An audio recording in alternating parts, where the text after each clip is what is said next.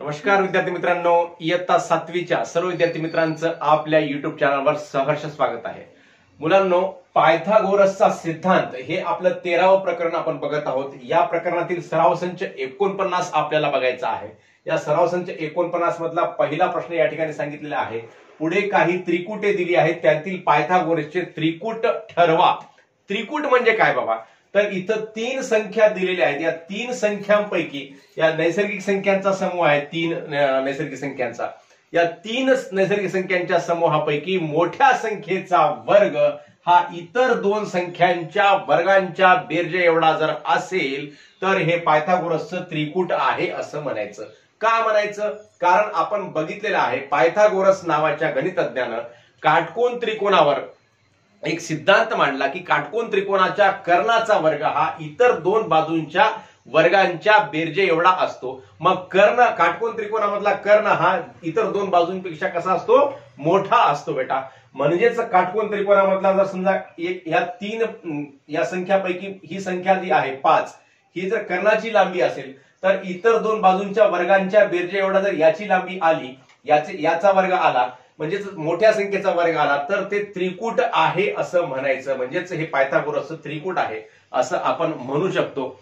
मग हे त्रिकूट आहे की नाही हे बघण्यासाठी काय करावं लागते मुलांनो? मोठ्या संख्येचा वर्ग बघावा लागतो आणि मोठ्या संख्येचा वर्ग इतर 2 बाजूंच्या वर्गांच्या बेरजे एवढा आहे का ते पडताळून बघायचं आणि मग असेल तर ते त्रिकूट आहे असं म्हणायचं, नसेल तर नाही असं म्हणायचं। मग इथे मोठ्या संख्येचा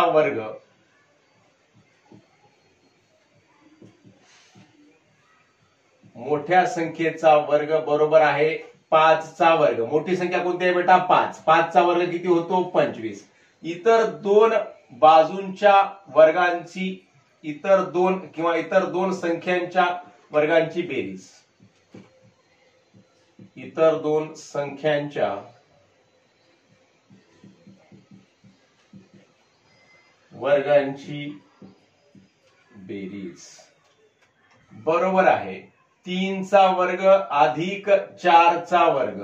मग 3 चा वर्ग किती होतो मुलांनो? 3 चा वर्ग होतो 9 आणि 4 चा वर्ग किती होतो? 16 बरोबर आहे 25।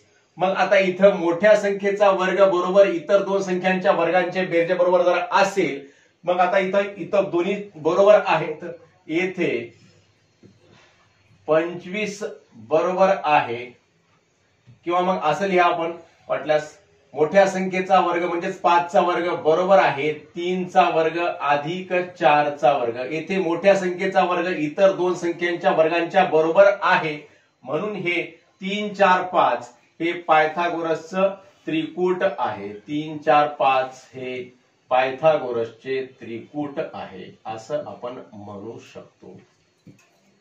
पायथागोरसचे त्रिकूट आहे। आता दुसऱ्या इथं संख्या दिल्या 2, 4, 5। आता इथे बघा बरं मुलांनो, मोठ्या संख्येचा वर्ग म्हणजेच कोणाचा वर्ग? 5 चा वर्ग।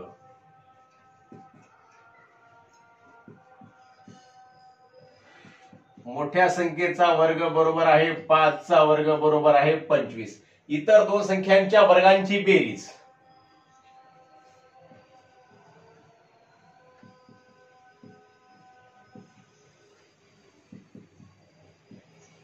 इतर 2 संख्यांच्या वर्गांची बेरीज बरोबर आहे। इतर 2 संख्या कोणत्या आहेत बेटा? 2 चा वर्ग आहे आणि 4 चा वर्ग आहे। मग 2 चा वर्ग किती होतो या ठिकाणी? 2 चा वर्ग होतो 4 आणि 4 चा वर्ग होतो 16। मग 16 आणि 4 किती होते बेटा? 20 होते या ठिकाणी, 20। मग आता 20 ही संख्या 25 च्या बरोबर आहे का? नाही। म्हणून मग आता इथे काय लिहू शकतो आपण? येथे 5 चा वर्ग बरोबर आहे 3 चा वर्ग अधिक 4 चा वर्ग इथे लिहिलं होतं, तसं इथं आपल्याला काय लिहावं लागते? येथे 5 चा वर्ग बरोबर आहे का 2 चा वर्ग आणि 4 चा वर्ग याच्या बरोबर आहे का हे? तर इथं 25 आहे आणि इथं 20 आहे, मग बरोबर आहे का? तर बरोबर नाही। म्हणून हे पायथागोरसचं त्रिकूट नाही। हे बरोबर नाहीच चिन्ह आहे आणि हे बरोबर आहेच चिन्ह आहे। जेव्हा बरोबर असते मोठ्या संख्येचा वर्ग इतर 2 संख्यांच्या वर्गाच्या बेरजेच्या बरोबर असते तेव्हा त्रिकूट असते, आणि जेव्हा बरोबर नसते तेव्हा त्रिकूट नाही म्हणून असं लिहायचं। म्हणून 2, 4, 5 हे पायथागोरसचे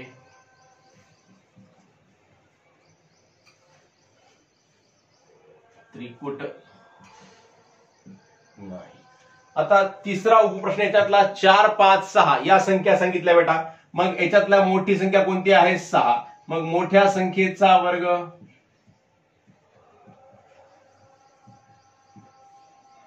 मोठ्या संख्येचा वर्ग बरोबर आहे 6 चा वर्ग। 6 चा वर्ग किती होतो मुलांनो? 36 होतो। इतर दोन संख्यांच्या वर्गांची बेरीज, इतर दोन संख्यांच्या वर्गांची बेरीज बरोबर आहे 4 चा वर्ग अधिक 5 चा वर्ग। 4 चा वर्ग होतो 16 आणि 5 चा वर्ग होतो 25। मग 16 आणि 25 किती होतात मुलांनो? 41 होतात या ठिकाणी। 25 आणि 16 41 होते बेटा, बेरीज याची करून बघा। मग इथं 36 हा 41च्या बरोबर आहे का? नाही। म्हणून येथे 6 चा वर्ग बरोबर नाही 4 चा वर्ग अधिक 5 चा वर्ग, हे बरोबर नाही म्हणून लिहायचं। कारण या दोघांच्या बेरीज किती आहे? 41 आहे आणि 6 चा वर्ग किती आहे? 36 आहे। दोन्ही एकमेकांच्या बरोबर आहेत का? तर बरोबर नाहीत। मग बरोबर नसताना 4, 5, 6 हे काय? पायथागोरसचं त्रिकूट नाही असं आपण लिहू शकतो। म्हणून 4, 5, 6 हे पायथागोरसचं त्रिकूट नाही। अशा प्रकारे खूप सोपे गणित आहे ते, त्रिकूट नाही। तशाच प्रकारे इथं 2, 6 आणि 7 या संख्या सांगितल्यात मुलांनो। मग मोठ्या संख्येचा वर्ग, मोठी संख्या किती आहे या ठिकाणी? 7 आहे। मोठ्या संख्येचा वर्ग बरोबर 7 चा वर्ग बरोबर 7 चा वर्ग किती होतो बेटा? 49 होतो। मग आता 2 चा वर्ग आणि 6 चा वर्ग याची बेरीज करायची आहे। इतर दोन संख्यांच्या वर्गांची बेरीज,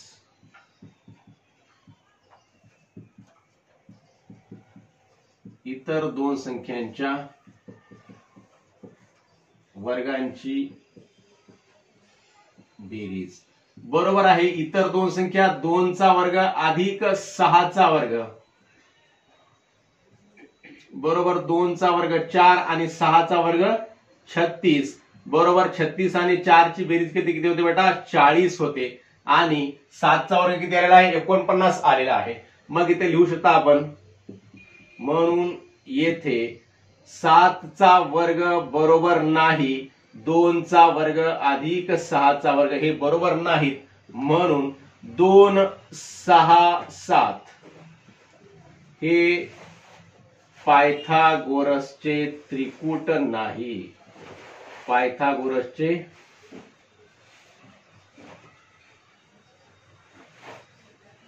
त्रिकूट नाही। अशा प्रकारे हे आपण गणित करू शकतो। मोठ्या संख्येचा वर्ग करायचा, इतर दोन संख्यांच्या वर्गांची बेरीज करायची आणि ते जर दोन्ही समान आले तर ते पायथागोरसचं त्रिकूट आहे, समान आले नाही तर त्रिकूट नाही। इतकं सोपं हे आहे। लगेच याच्यातले आपण दुसरे उर्वरित 2 उपप्रश्न बघूयात। तर मुलांनो या ठिकाणी पाचवा उपप्रश्न आहे 9, 40 आणि 41। म्हणजेच इथं मोठी संख्या कोणती आहे? 41 आहे आणि इतर दोन संख्या कोणत्या आहेत? 9 आणि 40। मग मोठ्या संख्येचा वर्ग आपण या ठिकाणी अगोदर करूयात।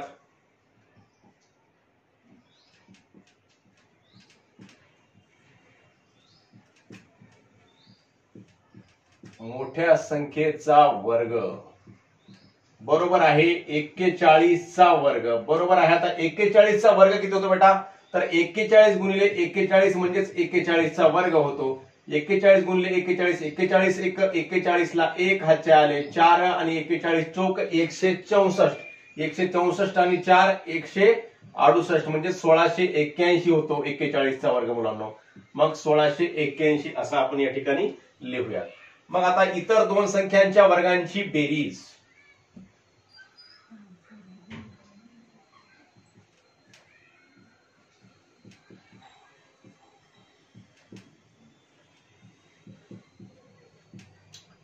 इतर दोन संख्यांच्या वर्गांची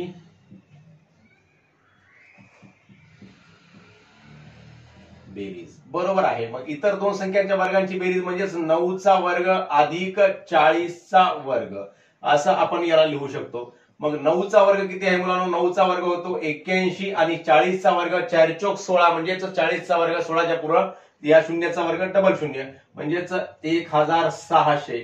मग हे सुद्धा काय आहे? 1600 आणि 81 ची बेरीज जर केली तर काय होते बेटा? 1681 होते याच्या एवढीच.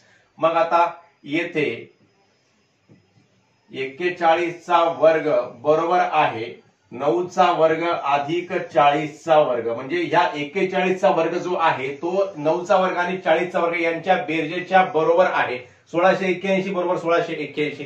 म्हणून हे आता हे असं जेव्हा असते तेव्हा हे काय आहे? पायथागोरसचं त्रिकूट आहे. म्हणून 9 40, 41 हे पायथागोरसचं त्रिकूट आहे. हे पायथागोरसचं त्रिकूट आहे. अशा प्रकारे आपण हा प्रश्न सोडवू शकतो. पुढचा प्रश्न आहे 4 7 8. मग येथे सुद्धा मोठ्या संख्येचा वर्ग अगोदर करून घ्यायचा. मोठ्या संख्येचा वर्ग किती होतो बेटा? 64 होतो. 8 8 64.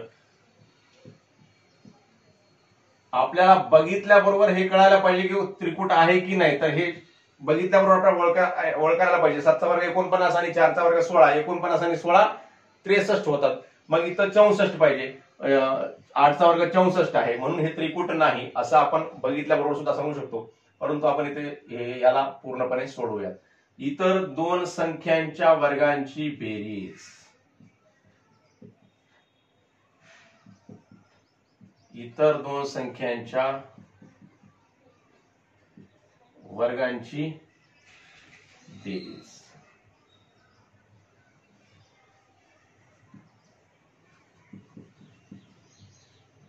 बरोबर आहे. इतर दोन संख्या कोणत्या आहेत बेटा? 4चा वर्ग आहे आणि 7चा वर्ग आहे. मग 4चा वर्ग होतो 16 आणि 7चा वर्ग होतो 49. यांची बेरीज केली तर 9 6 15 होते. सॉरी. आणि हाताला 1 1 आणि 2 2 आणि 4 6 म्हणजे 65 होते. आपण 63 केली होती चुकून. मग इथं 65 आहे. म्हणून इथं येथे मोठ्या संख्येचा वर्ग म्हणजेच 8चा वर्ग हा बरोबर नाही. कशाच्या? 4चा वर्ग अधिक 7च्या वर्गाच्या बरोबर इथे नाही आहे बाबा. कारण हे 64 आहे आणि हे किती आहे? 65 आहे. मग यांची बेरीज बरोबर होत नाही. बरोबर नाही. म्हणून 4 7 8 हे पायथागोरसचे त्रिकूट नाही. पायथागोरसचे त्रिकूट नाही असं लिहायचं असतं. मग आपण अशा प्रकारे हे पायथागोरसचं त्रिकूट आहे किंवा नाही यावर आधारित प्रश्न पहिला येथे सोडवलेला आहे. दुसरा प्रश्न काय म्हणते बेटा? खाली काही त्रिकोणांच्या बाजू दिल्या आहेत त्यावरून कोणते त्रिकोण काटकोन त्रिकोण आहेत ते ओळखा. आता याच प्रकारचा प्रश्न आहे फक्त प्रश्नाचं स्वरूप बदललेलं आहे. इथं 3 बाजू दिल्या त्रिकोणाच्या आणि मग हे काटकोन त्रिकोण आहे की नाही. तर काटकोन त्रिकोण केव्हा असतो? जेव्हा ह्या मोठ्या बाजूचा वर्ग इतर दोन बाजूंच्या वर्गांच्या बेरजे एवढा असतो. म्हणजेच ह्या 3 बाजू जर पायथागोरसचं त्रिकूट असतील तर काय असेल? हे त्रिकोण या बाजूंचा त्रिकोण काय असेल? काटकोन त्रिकोण असेल. मग इथं सुद्धा काय करायचं? मोठ्या बाजूचा वर्ग करूयात अगोदर आणि मोठ्या बाजूचा वर्ग इतर दोन बाजूंच्या वर्गांच्या बेरजे एवढा असेल तर ते काटकोन त्रिकोण आहे. मोठ्या बाजूचा वर्ग बरोबर आहे 17चा वर्ग बरोबर 17चा वर्ग किती आहे मुलांनो? 289 आहे बेटा. तुम्हाला सर्व वर्ग हे पायथागोरसचा सिद्धांत या प्रकरणामध्ये कमीत कमी 30 पर्यंतचे वर्ग तुम्हाला पाठ असणं अतिशय आवश्यक आहे जेणेकरून तुमचं गणित लवकरात लवकर होईल. इतर दोन बाजूंच्या वर्गांची बेरीज. इतर दोन बाजूंच्या वर्गांची बेरीज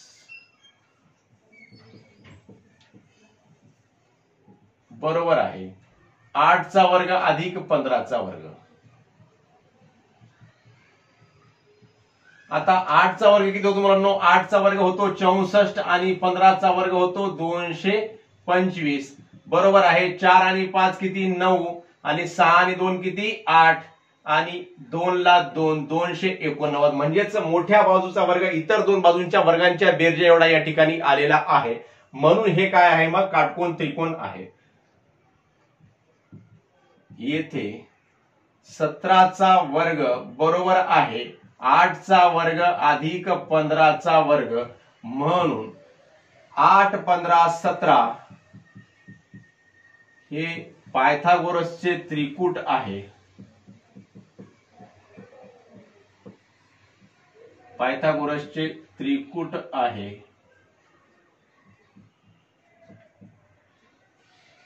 व या बाजू ना समाविष्ट करणारा कोन, या बाजूंना समाविष्ट करणारा त्रिकोण कोणता त्रिकोण आहे बेटा? काटकोन त्रिकोण आहे. काटकोन त्रिकोण आहे असं आपण लिहू शकतो. या ठिकाणी सुद्धा तसंच करायचं आहे. 11 12 आणि 15 सांगितलं. मग मोठ्या बाजूचा वर्ग पहिल्यांदा लिहूयात. मोठ्या बाजूचा वर्ग बरोबर 15चा वर्ग बरोबर आहे 15चा वर्ग 225. इतर दोन बाजूंच्या वर्गांची बेरीज, इतर दोन बाजूंच्या वर्गांची बेरीज बरोबर आहे 11चा वर्ग अधिक 12चा वर्ग. मग 11चा वर्ग किती असतो बेटा? 121 असतो आणि 12चा वर्ग किती असतो? 144 असतो. आणि यांची बेरीज जर केली तर 4 आणि 1 किती? 5. 2 आणि 4 किती? 6. 1 आणि 1 किती? 2. मग आता इथे 15चा वर्ग किती आहे? 225 आहे आणि 11 आणि 12च्या वर्गांची बेरीज किती आहे? 265 आहे. मग 15चा वर्ग हा 11चा वर्ग अधिक 12च्या वर्गाच्या कसा आहे? बरोबर आहे का? तर बरोबर नाही. मग बरोबर नाहीच आपण इथे चिन्ह दिलं, म्हणून हे पायथागोरसचं त्रिकूट आहे का? नाही. मग पायथागोरसचं त्रिकूट नाही आणि हा या बाजूचा जो त्रिकोण आहे तो काटकोन त्रिकोण नाही. म्हणून 11 12 15 या बाजूंना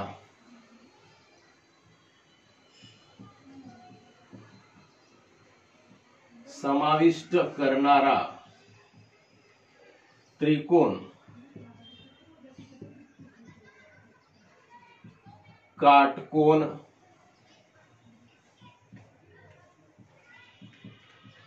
त्रिकोण नाही असं आपणास लिहिता येते. अशा प्रकारे हे 2 उपप्रश्न सोडवले बेटा. आता लगेच पुढचे 3 उपप्रश्न आपण सोडवूयात.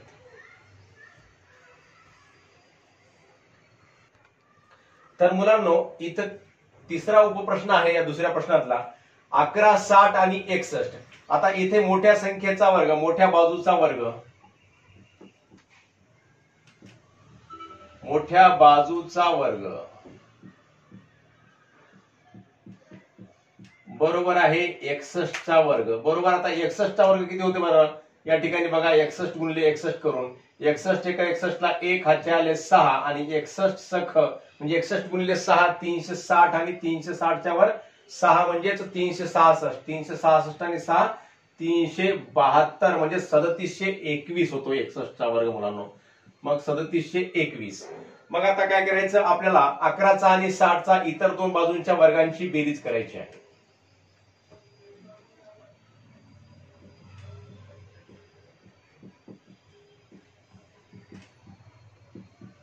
इतर दोन बाजूंच्या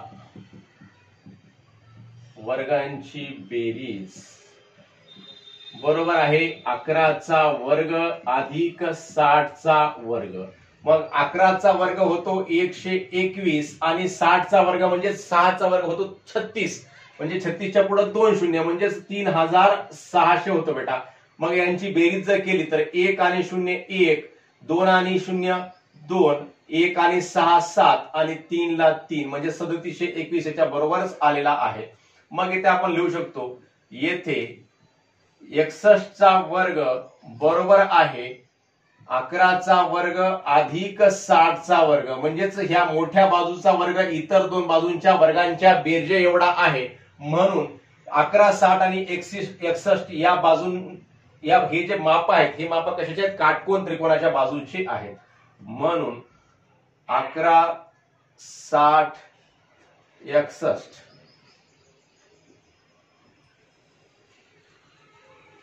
लांबीच्या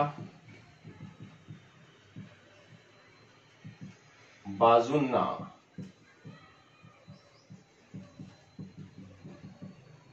समाविष्ट करणारा त्रिकोण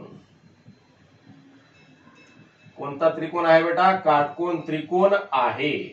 काटकोन त्रिकोण आहे असं म्हणायचं जेव्हा मोठ्या बाजूचा वर्ग इतर दोन बाजूंच्या वर्गांच्या बेरजे एवढा असतो. काटकोन त्रिकोण आहे. आता इथे कसं आहे, मोठी बाजू 1.7 सांगितलेली आहे.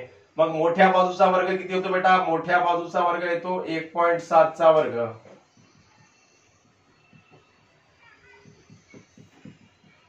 1.7 चा वर्ग म्हणजे 1.7 चा वर्ग. 17 चा वर्ग 289 होतो आपल्याला माहित आहे. मग 289 दशांश नाही असं समजून त्याचा वर्ग करायचा.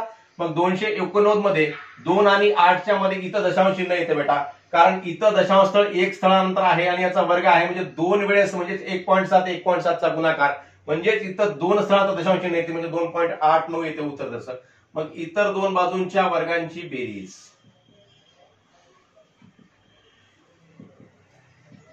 इतर दोन बाजूंच्या वर्गांची बेरीज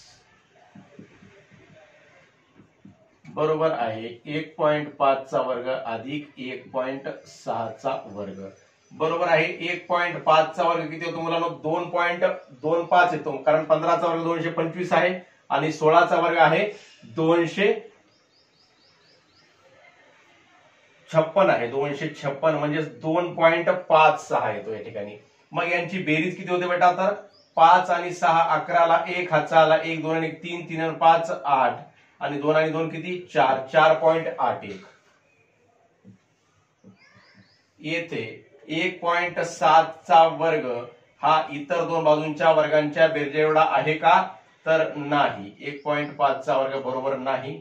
1.5 चा वर्ग अधिक 1.6 चा वर्ग म्हणून 1.5 1.6 व 1.7 लांबीच्या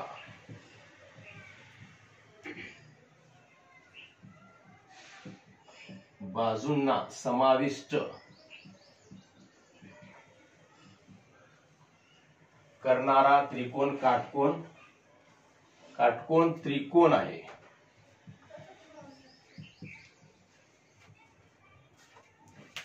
काटकोन त्रिकोण आहे. समाविष्ट करणारा त्रिकोण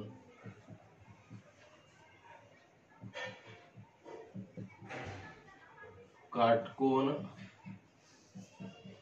त्रिकोण या ठिकाणी नाही. इथे आहे, इथे नाही. आता इथं सुद्धा मोठ्या बाजूचा वर्ग म्हणजेच 40 चा वर्ग, मोठ्या बाजूचा वर्ग